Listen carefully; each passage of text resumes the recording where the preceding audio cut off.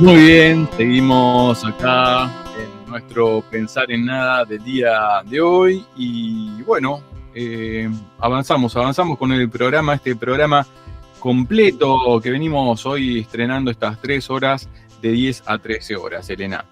Bueno, si te parece, vamos a hablar de economía. Hablemos que siempre es importante, nos gusta y necesitamos que nos ayuden a pensar la economía. ¿Y a quién tenemos hoy? Y tenemos varios amigos que nos hablan de economía, nos suelen hablar de economía y uno que nos habla mucho y claro y bien claro y nos gusta es Nico Pertierra del Centro de Estudios Scalabrini Ortiz, a quien entiendo que ya lo tenemos en contacto, así que lo vamos a saludar. Buenos días, Nico, te saludamos Elena y Diego, ¿cómo estás? Hola, ¿cómo están? Buenos días, gracias por comunicarse.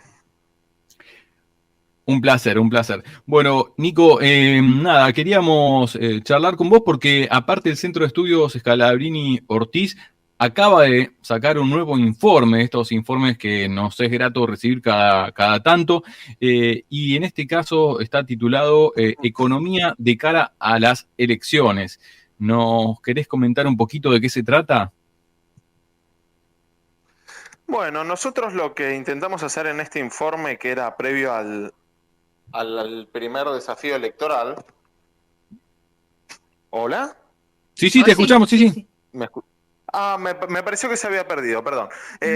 Bueno, en este informe preelectoral lo que intentamos hacer es hacer una comparativa de cómo llega el gobierno con la economía a estas elecciones y cómo habían llegado los anteriores gobiernos, ¿no? De 2011 a la fecha.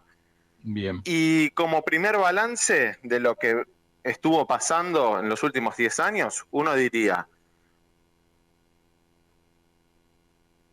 no garantiza un buen resultado electoral por sí sola, pero una mala economía sí garantiza un mal resultado electoral, ¿no? Ejemplo Bien. claro de esto es la elección de 2019, ¿no? Y que el gobierno no pudo, por la situación económica, compensar eso en las elecciones. Y al revés, uno podría decir, bueno, en 2013 o 2015 no era tan mala la situación económica y eso no le alcanzó al gobierno para traducirlo en una victoria electoral. Entonces, ¿qué haría pensar uno? Uno ve la situación económica, no es ninguna novedad que no es buena y que hay muchos sectores muy golpeados y que viene ya de 4 años de una mala situación económica.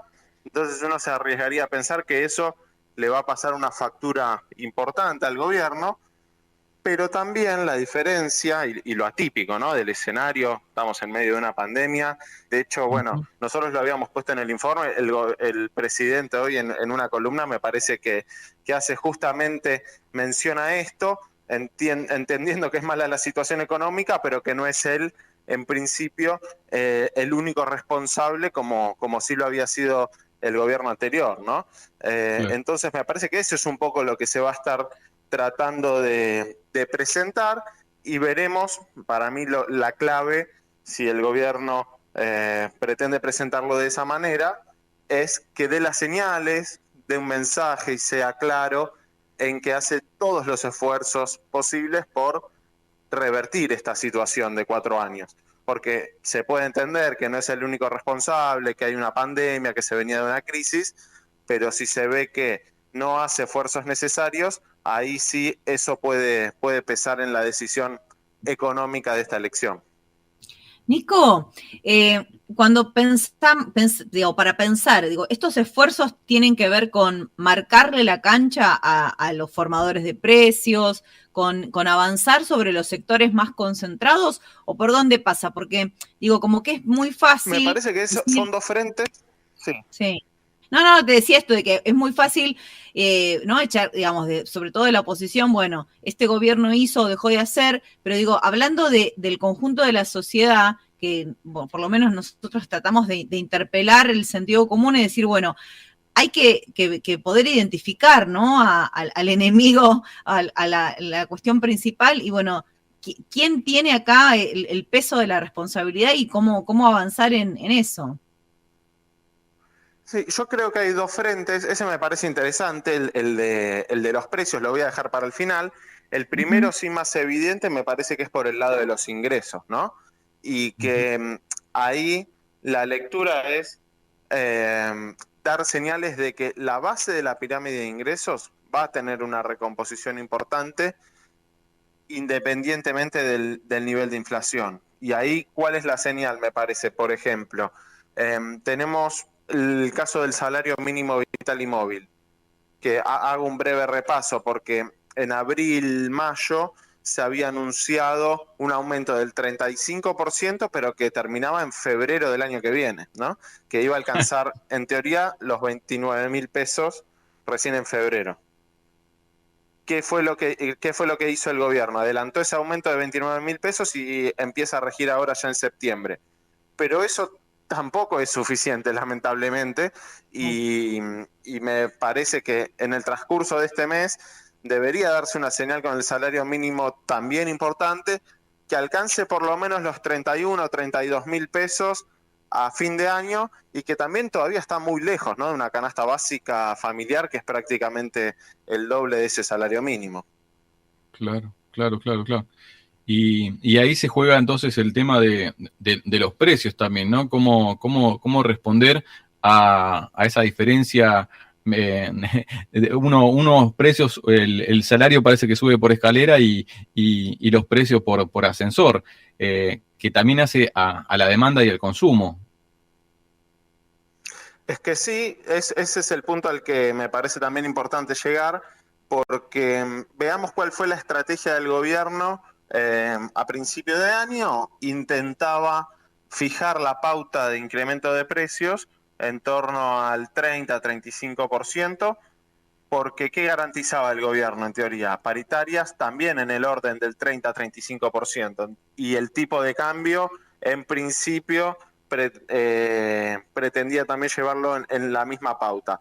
Eso claramente no alcanzó para que los precios siguieran el mismo ritmo. Es decir, mantener anclados los salarios no garantizó que eso se traduzca a los precios, y los aumentos estuvieron bastante por arriba de eso. Ahí me parece que lo que faltó es, y comparto un poco la lectura, un compromiso incluso político, institucional, más fuerte del sector empresario, porque si uno lee qué sectores, digamos, hicieron su aporte en términos de tener una variación más moderada de los precios, y uno ve, bueno, el sector sindical, la verdad, no se le puede adjudicar que fue muy por encima con sus reclamos y que aceleró la inflación. Eso me parece que está descartado de los últimos 4 años también. El gobierno también hizo su aporte. Se puede discutir si tendría que haber sido más contundente, pero en tema de tarifas, tipo de cambio, naftas y combustibles, hizo un aporte también marcando una pauta del 30%, y claramente faltó la pata empresaria.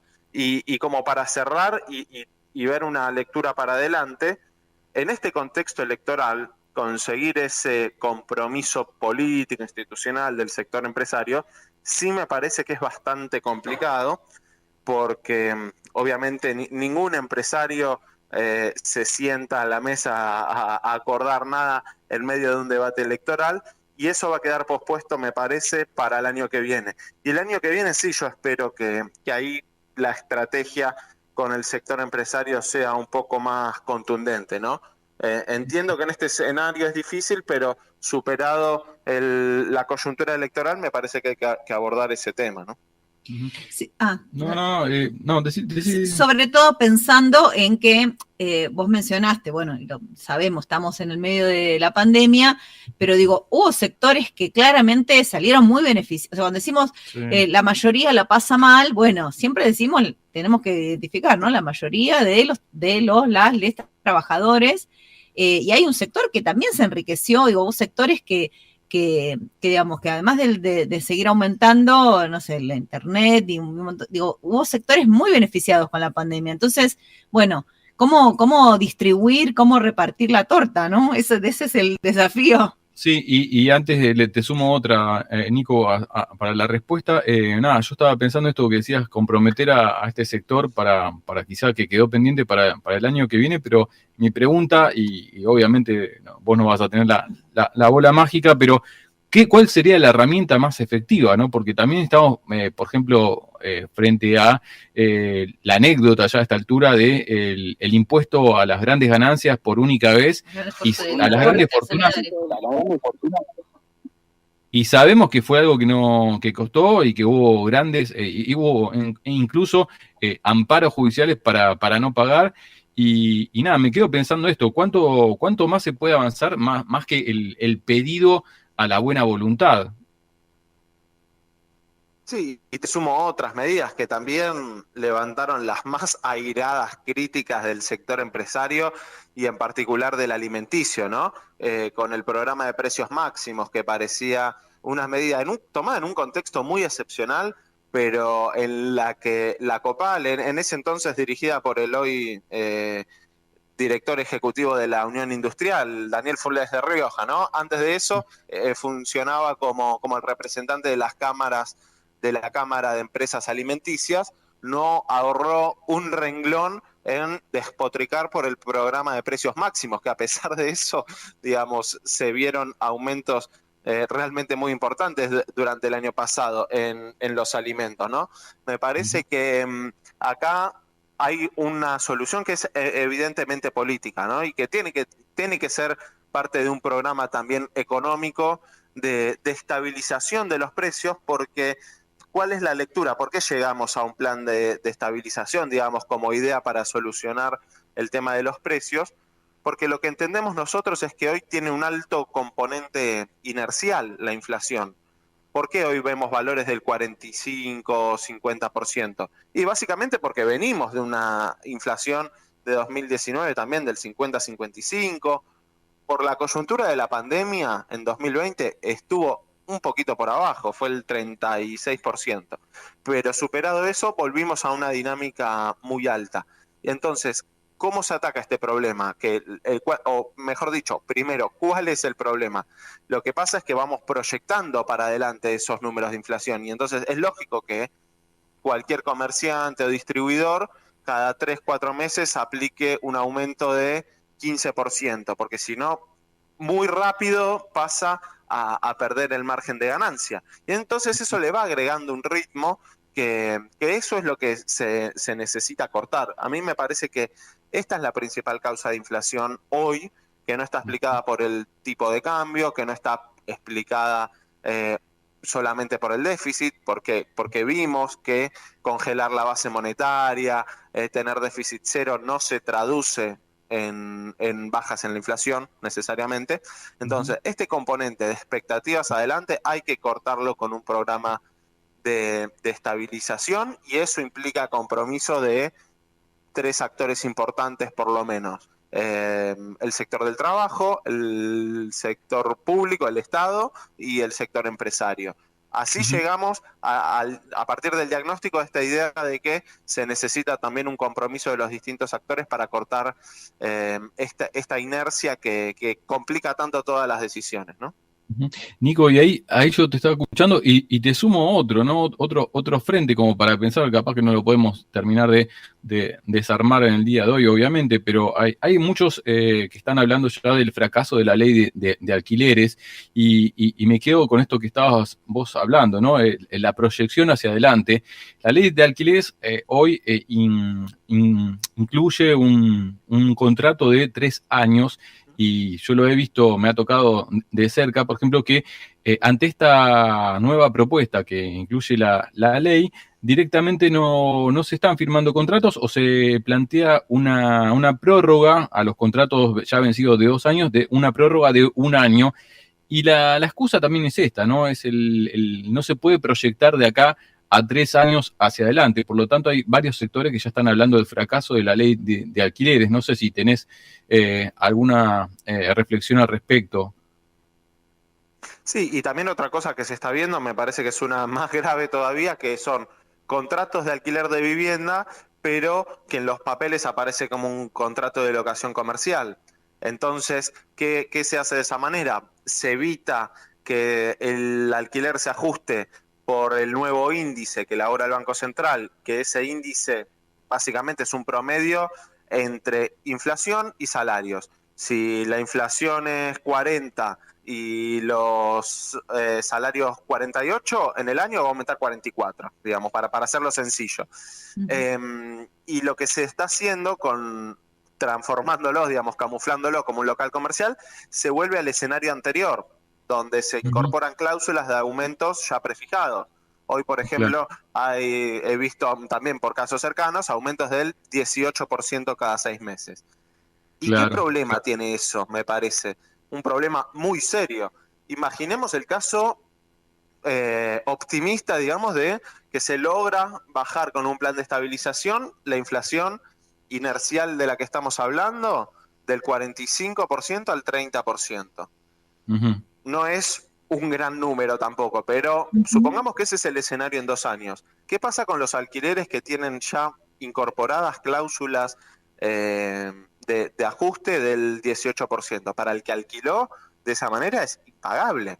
Se mete en un problema serio porque los salarios no van a aumentar 45, si la inflación es 30, van a aumentar 30, 32, digamos, más o menos en ese rango. Entonces, la nueva ley de alquileres, para mí, al incorporar este índice, lo positivo que tiene es que si hay una baja de la inflación, eso se incorpora en el precio del alquiler, sin que pierda, digamos, si se dispara la inflación también se va a disparar el alquiler, pero permite también que si hay un caso exitoso, no se convierta en algo imposible de afrontar el alquiler de una vivienda, ¿no? Así que me parece que propuestas que escuché de derogar la ley de alquileres en este contexto me parece que no resuelven nada, porque eso no se va a traducir en una baja de los alquileres, ni tampoco va a solucionar el acceso a la vivienda en el corto plazo. Tal cual, tal cual. Bueno, lo seguiremos revisando, Nico. Gracias. Muchísimas gracias por este contacto. Será hasta la próxima. A ustedes por el tiempo. Muchas gracias y hasta pronto. Abrazo gigante. Era Nicolás Pertierra, economista jefe del Centro de Estudios Scalabrini Ortiz. Elena, Natalia, nos vamos a la tanda y luego de la tanda se viene la columna de géneros.